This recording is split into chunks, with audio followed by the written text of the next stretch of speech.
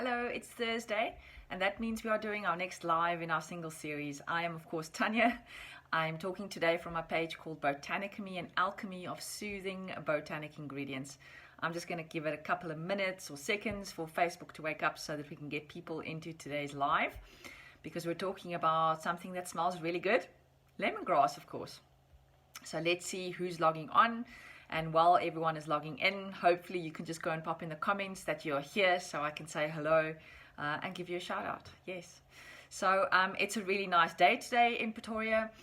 There's a little bit of a breeze blowing, and I guess because of all the rain that we've had in the past couple of weeks, everything being really green, it's really beautiful to be outside.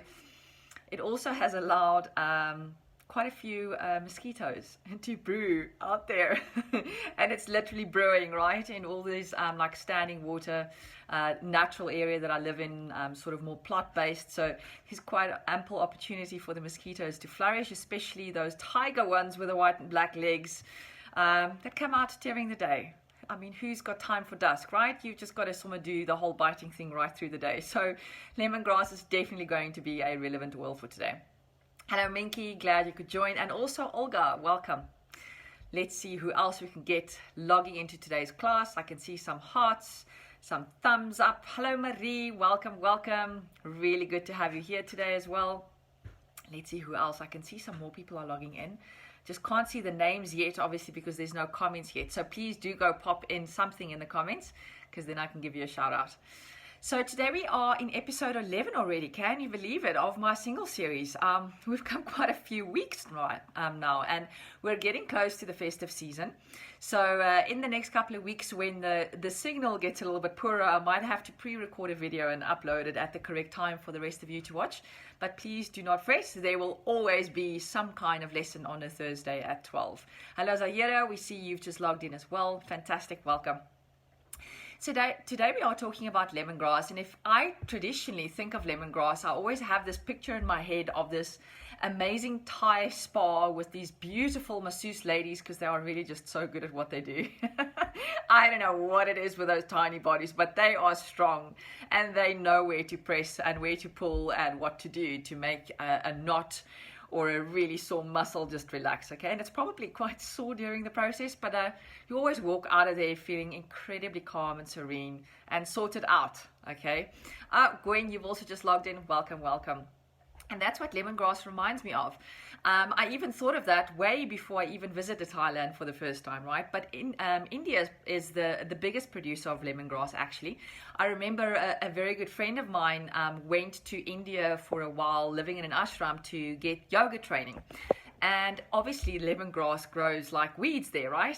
So they used to drink lemongrass tea morning, afternoon, night, whenever, because even though it is a hot plant, it assists the body to cool down when you're drinking in a tea format. And obviously because it's got such beautiful therapeutic properties, you're drinking a therapeutic tea all at the same time. It's got a really amazing flavor. There's a good reason there's so many of the cosmetics and our shampoos and conditioners and hand washes, you name it. It's got some kind of lemongrass smell in there. Usually it's fake and it's got that sickly sweet kind of smell, whereas if you're using the real thing, obviously it smells like the plant in your garden. I actually have one that is really flourishing. And I tend to need to trim it down every now and then, especially before summer, so that there's space for the new roots to come out. It's really lovely to cook with. And if I can give you a top tip, if you do garden and you've got lemongrass in your garden, please remember to put on those gloves, because when you do start trimming the grass, it's worse than paper cuts, let me put it that way. And then you're going to need a lot of additional essential oils for all the bleeding that's going to happen as well. All right, so let's get into today's lesson about lemongrass, because I go through phases where it sort of becomes a little bit too much for me. So it's like overindulgent and it's over sensory, because it's got an incredibly potent smell. And then there are stages where my body clearly needs it, and I can use a lot more of lemongrass. And obviously in the last couple of weeks, I have been using lemongrass not only in my diffuser, but also topically. And we'll get into that in a couple of minutes or so. Welcome, Kelly. I can see you've just joined as well. Let's talk a little bit about lemongrass today. So I'm not going to pronounce the scientific name, because even for a scientist like me, it's a difficult one to pronounce correctly. But what I am going to say is that lemongrass is a very popular digestive tonic. And it has got a very refreshing sort of lemon herb smell, and it is obviously really good for the health of your nervous system, promotes a cheerful mood, it makes you feel very happy, and it tones the skin. It's also a really popular oil to use specifically in massage, also to refresh and rejuvenate the muscles, and that's probably a reason why they use it so often in Thai massages, because of the soothing benefits that it has for muscles. When you walk into the spa, you can smell it as well. But definitely a plant that originates from India, and that is where most of the lemongrass essential oils actually come from. So lemongrass has got chemical constituents that are mainly composed of aldehydes. And aldehydes are really good topically for calming, because you're going to be smelling them as well, but calming the skin. It reduces the appearance of blemishes, keeps the skin looking really healthy, also supports oral health and hygiene, and promotes a very warming sensation to the skin. So again, a good reason why lemongrass is usually included in some kind of massage regime, because of the warming effect it's going to have, and that's really soothing to the muscles. When you're using aldehydes aromatically, they are usually known to be incredibly calming and relaxing, and also protecting against seasonal threats. When you're able to find an essential oil that's actually a food grade essential oil, and you're going to be able to use it internally, usually oils high in aldehydes in general support the health of the cardiovascular system, digestive system, immune system, also the nervous system, nervines. And many of these essential oils high in aldehydes are also very well known to support a healthy metabolism. So you can see these essential oils that contain aldehydes are actually very high in therapeutic value. Now, the aldehydes that I'm talking about, of course, is citral. Now, citral, which is the main chemical from lemongrass, actually has two isomers, or two forms, I should rather say, not isomers. And basically, citral is got a or a B side, right? So the A side, of course, being the geraniol, and the B side being the nerol, and those are the two aldehydes that are incredibly high concentrations, or the main chemical constituents in lemongrass. Now the nerol, both of them obviously have a lemony odor, but nerol actually is a little bit more milder compared to the geraniol, and it is also a sweeter lemon odor compared to the geraniol. But those are the two major constituents, and the reason why I'm talking about them so specifically is they have very strong medicinal therapeutic benefits. So in vitro studies have shown, and in vitro obviously being in test tube, right, have reported that citral has got incredibly high antioxidant activity. You're also going to find that very high antioxidant activity when you, for example, are going to make some lemongrass tea. It also supports natural cellular antioxidants and related enzymes. And as a result, citral actually promotes the normal function of healthy cells, which is a really good thing. Specifically, citral is also really good in supporting the health of liver cells and proper DNA replication. So if you think a little bit more about what those terms mean, you'll then start to understand why lemongrass has such incredibly high therapeutic value. Let's also start looking at some of the other functions, not just the therapeutic benefit, because yes, we want the therapeutic benefit for the physical aspects of our body, but also mentally, it can have a therapeutic benefit if you look at it that way. But it's more, if we're just thinking mood here and how uplifting and how calming it can be at the same time, that is also then in turn, as a secondary side benefit, going to have a really good effect on your body, because when your mind is calm and collected, it's also really good for your gut health, for example, and for all the rest of the tissues in your body, because with high cortisol and chronic inflammation, our bodies don't do really well. So the main properties of lemongrass include that it's anti-inflammatory. It's a really good antimicrobial. There's actually quite a lot of studies being done on specifically antibiotic resistant bacteria with regards to lemongrass essential oil, and specifically those bacteria that are also readily associated with kidney as well as urinary tract discomfort. So definitely a really good essential oil to look into there. Analgesic, meaning it's got a pain relieving effect, and that's something I'll be talking to you in a second about, because that's why I've been using lemongrass so extensively in the last couple of weeks. Also has that DNA supporting good DNA replication effect. Also a really good decongestion, so it's a nice one to add in a diffuser together with some other essential oils that are known to open up airways. Also a regenerative, revitalizing essential oil, and also really good for joint support. And the reason why is lemongrass actually has a really beneficial and supportive benefit for connective tissue, not only in the skin, but also really good for tendons and ligaments. Okay, if you like I believe very firmly in the shape of a plant, if you look at a lemongrass leaf, for example, I mean, that really sort of resonates or can display to you, you know, a very long sort of a tendon or a ligament, because those are the things sort of attaching everything together. Okay, and that's obviously what I hurt really, really badly just over 3 weeks ago in a hiking incident, and why I'm using lemongrass. But the connective tissue really is soothed by lemongrass, and because of the analgesic properties as well as the anti-inflammatory properties of lemongrass essential oil, it's really good specifically when you are trying to support joint health, tendons, as well as ligament discomfort. Okay, and because of the cellular response and promoting healthy cells and the incredibly high antioxidant support, it's also really good in maintaining in an area where uncontrollable cell proliferation, for example, starts to take place. Nerol, which is obviously a citral, the one part of the citral, also really good at increasing the antioxidant production in your body. Okay, and for that very reason, it's very beneficial for gut health as well, because let's think about where all these antioxidants are required and where the immune support really, or where your immune system really needs to do good work, and that is in your gut, because of everything that we take in through our mouth every day. So it's really excellent for good gut health, not only because of the cell support that it's going to give, the DNA support that it's going to give, but it's also got really good antibacterial properties against the bad nunu. So really good for gut health, and at the same time also really good in cholesterol, so helping your body maintain an already imbalanced cholesterol level, for example. Lemongrass is really good for that. Also very supportive for the endocrine system. So specifically, if you start thinking about the organs that are involved in your endocrine system, because it's so really good in supporting that, and with detoxing, lemongrass is very regularly promoted, specifically when you start dealing with hormone disruptions that start affecting certain of the organs in your body.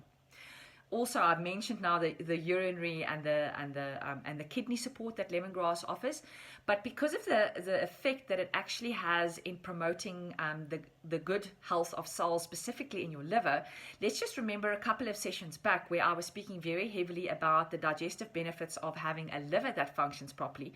It's called hepatic digestion, and the liver has a lot to do with digestion and occasional constipation and water retention, for example.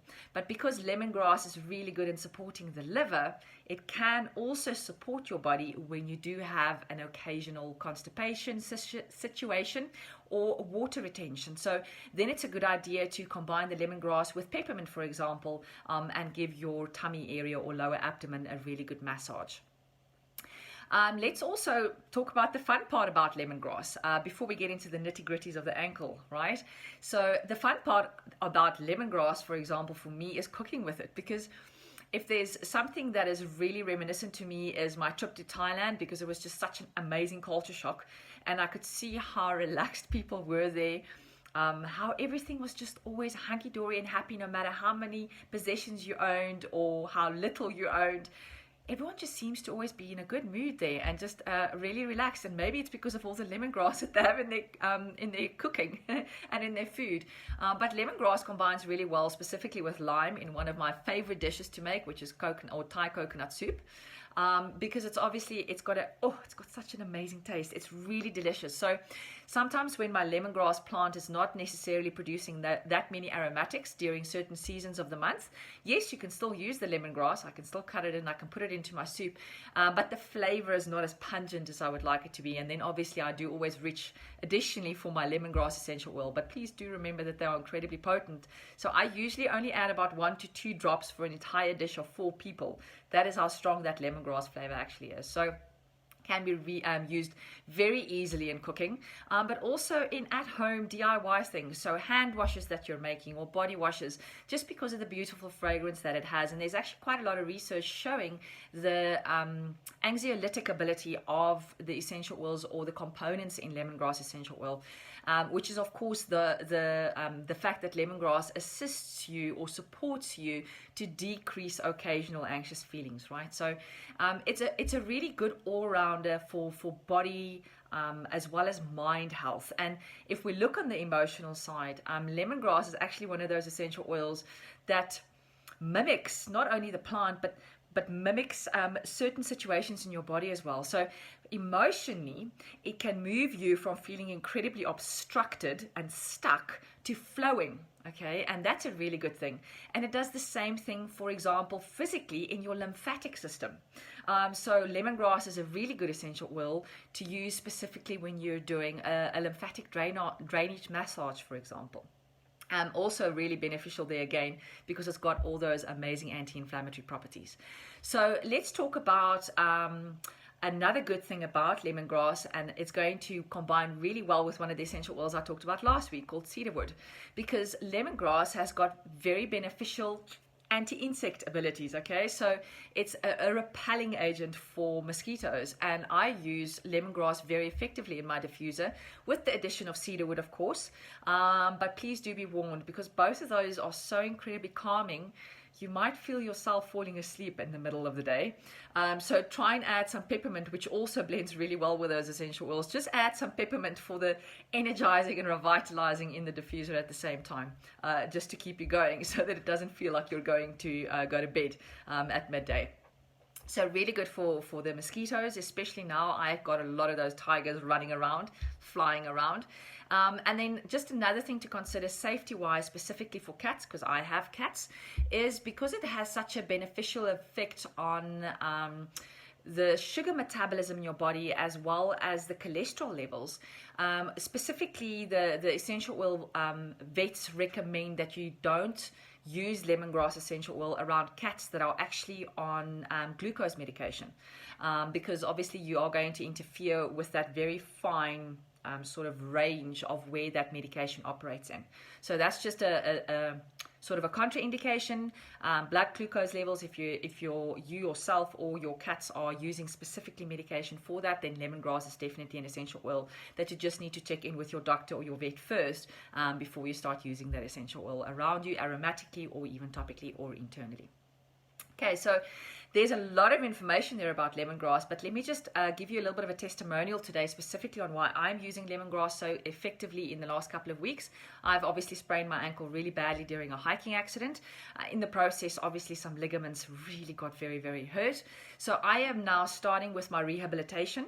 I'm still wearing a moon boot, but obviously I'm using lemongrass quite extensively, and obviously the mosquitoes are not getting close to that part of my body because of the very high lemongrass concentration there. But that has been one of the very main sort of essential oils in my anti-inflammatory and analgesic blend that I've been using. Remember, I don't like using painkillers. They are really bad for my body. I get quite severe side effects with regards to leaky gut syndrome and all kinds of weird things. So I try and stay away from pain medication as far as possible. And obviously I resort to essential oils instead because they do provide that support for me where I don't then need to reach for the medication. And it has been incredibly supportive to me, in especially the last 3 weeks. And lemongrass has been one of the main components in there, together with some other essential oils. And in the next couple of weeks, obviously, I'll be releasing all the recipes that have worked really well in supporting my ankle through its healing journey. Because obviously, as your body starts to heal, there are additional essential oils that you may need because certain parts are already doing a little bit better. Hello Shirley, I can see you've also just logged in. Please remember you can catch the replay on my YouTube channel as well. So yes, there's a really good essential oil here. Not only for your body, but emotionally really well.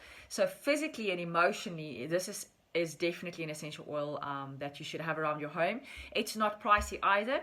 The reason for that, obviously, as it grows so abundantly and sustainably, it just keeps on sort of reproducing itself.